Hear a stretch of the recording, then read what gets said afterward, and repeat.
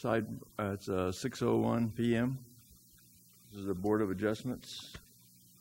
Call to order, starting from left to right. We have a, I'm sorry, Mr. Hayes is a alternate seated tonight. I'm sorry. Go ahead. Just say your name. Ricky Haynes, alternate, seated tonight. Frank McElroy. Regina Agee. And I'm Dave Reynolds. So, any comments on the previous meeting minutes of October the 22nd? No comments. We'll vote from left to right. I'm sorry, motion to approve. I move that we approve the minutes for October 22nd of 2018 regular meeting. And I'll second that. Go left to right, please. Aye. Aye. Aye. And aye.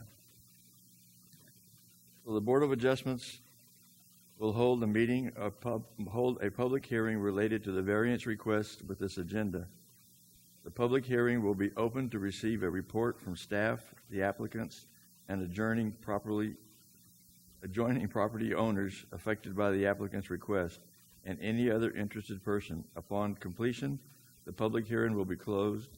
The board will discuss and consider application and may request additional information from the staff or the applicants if required. After deliberation, the board will act on the applicant's request.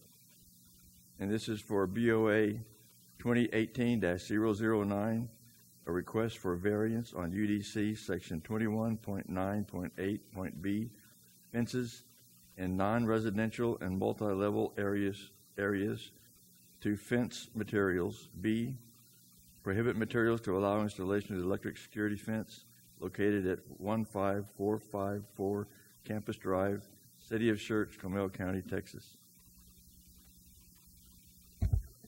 All right, good evening. Like Mr. Reynolds said, this is a request for variance UDC section 2198B2B to allow the installation of an electric security fence at 17454 Campus Drive, which is owned by Southeastern Freight Lines. All right, so just for your reference, this here is FM 3009. The property is here outlined in green. We are north of 35, and in this image, 35 is down here, and just north of that Union Pacific rail line right here.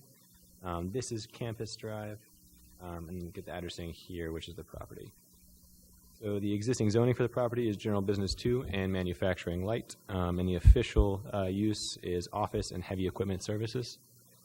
To the north of the property is the right-of-way for Campus Drive right here. To the east is the right-of-way for FM 3009. The property to the west is also zoned General Business 2 and Manufacturing Light, and the existing use is an office warehouse. To the south, it is zoned General Business 2, and that is currently undeveloped. So public hearing notice was published in the San Antonio Express on January 16th, and there were also 5 notices mailed out to the surrounding property owners on January 22nd. And today we received 1 response, our only response, that is in favor of the requested variance. So to the actual requested variance, is to allow the installation of an electric security fence located at 17454 Campus Drive.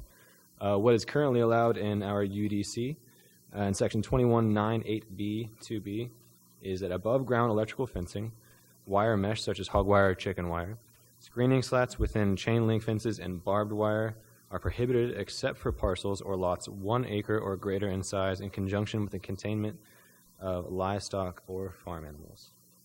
So the purpose of a variance is to essentially just acknowledge the special circumstances particular to subject property. However, this property is not influenced by conditions that are unique to the actual land itself. The property does not prevent the actual business from being properly protected via other means of fencing or security systems that are allowed in the Unified Development Code. And as you can see on the screen through the definitions, the proposed electric fence doesn't really follow the intent of the UDC and does not meet the regulations for non-residential fences, which are that they are greater than 1 acre in size in conjunction with the containment of livestock or farm animals. Property is being held to the same standards and regulations for fencing as all other non-residential and multifamily properties within the City of Schertz, and therefore staff is recommending denial. Inside the packets that you guys have, you'll see the supplemental information that the applicant has provided regarding the details of the fence mechanics. The applicant is here to speak and to answer any specific questions you have regarding the logistics. And our chief building official, Gil Durant, is also here to answer questions regarding any of the mechanics of the fence, or the electric fence.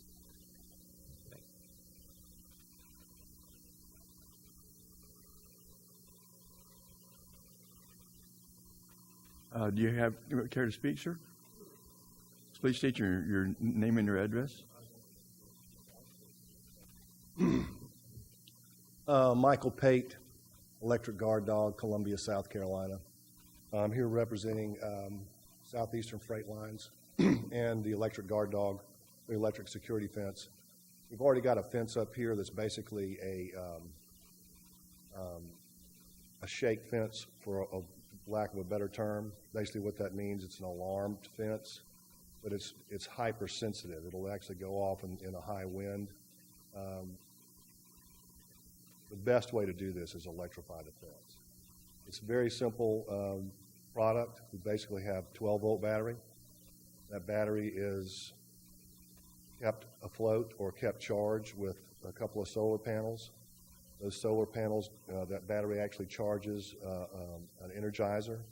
The energizer will take that 12 volts, amplify it to 7,000 volts in 1.3 seconds. Once that amplification is complete, it releases that energy down the interior fence line. This is the second fence. So it's actually inside the fence line. It's an alarm. And it comes back to an alarm panel. That alarm panel basically is looking for a nice clean return somewhere around 2,000 volts. If we do not get a nice clean return after 5 pulses, we set the alarm off, audibly on the site and silently back to our call center. And we go through a call list. So if Mr. Reynolds is number 1 on my call list, I call him at 2 o'clock in the morning. We've got a break on the northeastern perimeter, 220 feet from the northeast corner. What do you want to do? We also have cameras incorporated with this design. So you can sit there with your Wi-Fi at home, bring up that fence line and go, hey, we had a big violent storm tonight, took out that tree on the corner, knocked the fence line down, let's button it up and go back to bed. I've got a bunch of guys out there in a pickup truck, cut a hole in my fence, and they're robbing me blind. There's a lot of valuable equipment that is stored outside of this particular site. It is vulnerable because of the highways and easy access to this particular site. There's a lot of stuff in trucking that you don't want out there. Drugs, weapons, ammunition, chemicals. It behooves the city of Schertz to protect this property. What we're asking you to do is allow us to electrify with the battery this particular property. You already allow electrification in this city for the containment of livestock. This is even more important than that. This is to basically keep the criminal element outside of these particular businesses. We want the full use of the business, and we want to be able to fully protect the business. And this is the best way to protect the business. Better than a guard, better than a camera. It prevents the crime. It saves the city money. You don't have to go ahead and call the police every time someone breaks in, run through an investigation, and do it all over again. Any questions? I'd love to answer.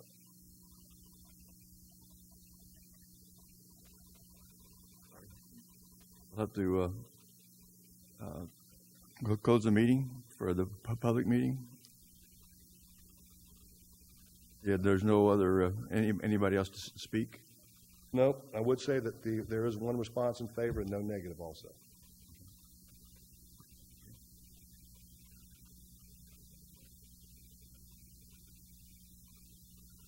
The public meeting is now closed. It's open for discussion by the board. Any questions?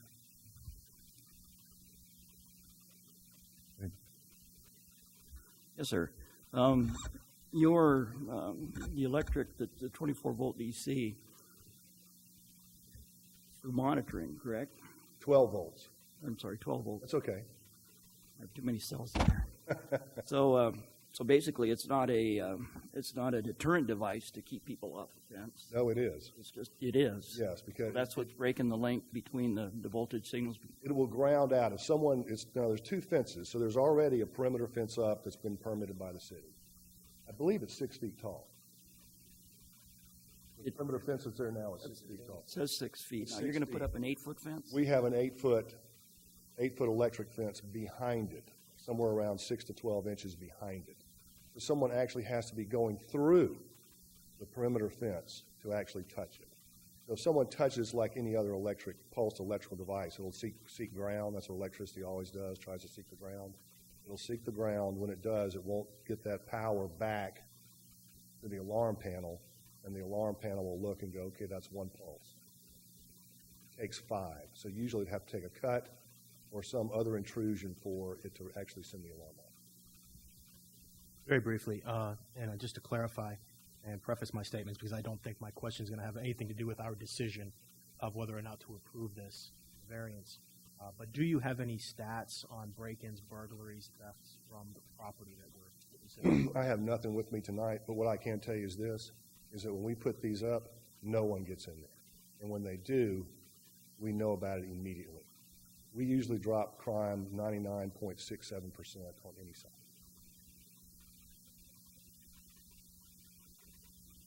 And this delivers a shock to the person coming through it. Just exactly like a cattle fence would do. So the fences you actually have up right now in the city to contain livestock are out there bare. There's no perimeter fence up now to prevent someone from running into those types of devices you already have up in the city. So we have warning signs, we have a perimeter fence up, we have the alarm capability, and we're protecting the property. This is something you actually already do in the city. So after the 5th pulse, Yes, what happens? the alarm goes off. What happens to the charge? The charge will keep going to the ground. So usually if there's a 5th Somebody pulse, gets hung up in the fence, the charge is still going to him, right? it's going to try. So if the energizer is still being charged with a battery, it's going to try to shoot that pulse out there once every 1.3 seconds. If it comes to a break, which usually is what happens, it gets cut, it gets insulated, it gets knocked down, or some other reason that someone has done this to the apparatus so it's not returning to the alarm. It's going to keep setting the alarm off. And the only way it'll be disengaged if the battery is disengaged from the device itself. If the battery's not there, you can't load the charger. So someone's actually going to go in and take the battery out. This request does not meet any of the criteria for a hardship under our UDC. And we have dealt with this same issue once before. So we've got a precedent set on it. And we declined to give them a variance.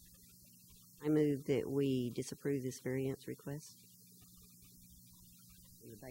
on the basis that it does not meet any of the hardship criteria. I'll second that.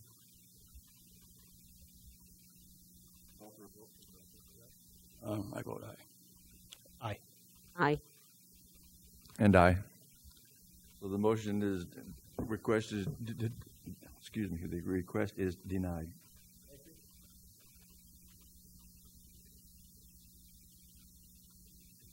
So do we have any other announcements or anything? Any other? No? Okay. Meeting adjourned.